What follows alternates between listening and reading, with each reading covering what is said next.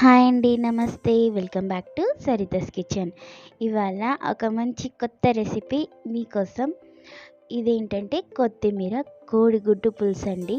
చాలా టేస్టీ కూడా ఉంది. మీరు ఇలా ట్రై చేయండి ఒకసారి.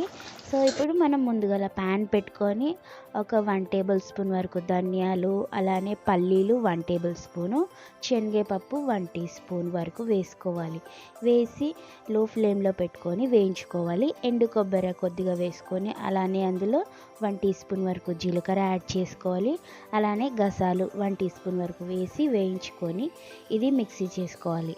ఇలా మిక్సీ పట్టిన దాంట్లో పచ్చిమిర్చిని కూడా ఒక 5-6 వేసుకొని, కొత్తిమీర ఒక కట్ట వరకు వేసుకున్నాను. వేసి ఆ తర్వాత పేస్ట్లా చేసుకోవాలి కొద్దిగా వాటర్ వేసుకొని.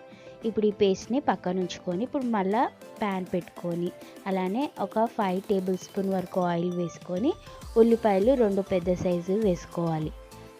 ఇలా వేసిన తర్వాత కాసేపు మగ్గించుకోవాలి.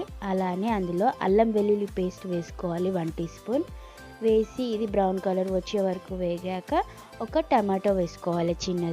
చిన్నగా కట్ చేసుకొని ఒక టమాటో వేసుకొని ఆ తర్వాత ఇందులో పసుపు 1 టీ స్పూన్ వరకు వేసుకొని వేయించుకోవాలి. సో ఇలా వేగిన తర్వాత ముందు చేసిన కొత్తిమీర పేస్ట్ని ఇందులో యాడ్ చేసుకొని లో ఫ్లేమ్లో ఉంచుకోవాలన్నమాట. ఆ తర్వాత ఈ పేస్ట్ని అందులో వేసుకొని కొద్దిగా వాటర్ వేసి ఒక 2-3 నిమిషాలు మగ్గించుకోవాలి.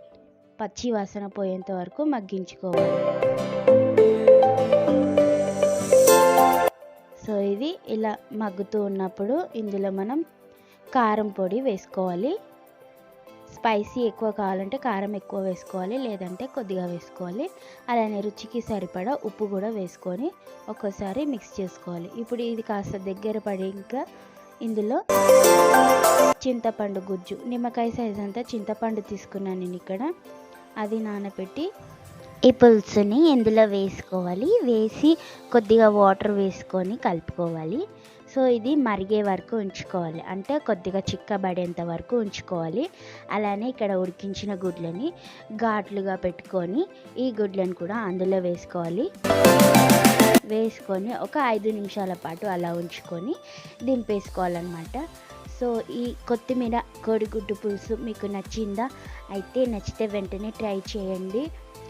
ఒక్కసారి తిన్నారంటే మళ్ళీ తినాలనిపిస్తుంది. సో ఈ వీడియో మీకు నచ్చినట్టయితే లైక్ చేయండి, షేర్ చేయండి. మరిన్ని వీడియోస్ కోసం మా ఛానల్ని సబ్స్క్రైబ్ చేసుకోండి. Thank you.